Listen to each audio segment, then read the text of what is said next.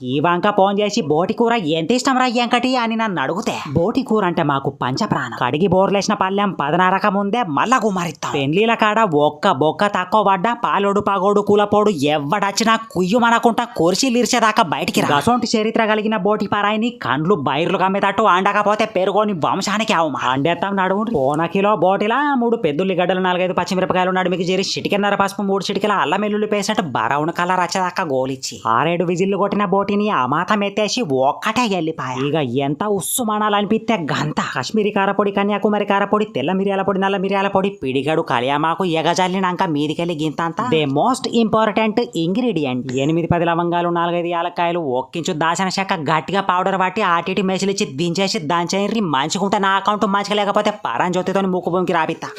అవగాని పిల్లగాండ్లు అందరు చూస్తాను కానీ లైక్ షేర్ సబ్స్క్రైబ్ కొడతలేరు. గైజ్ చేస్తేనే మీకు మళ్ళా కనబడతాయట, లేకపోతే కనబడే ఆట. ఇక చీపుర్లు అందుకోరి గంటకు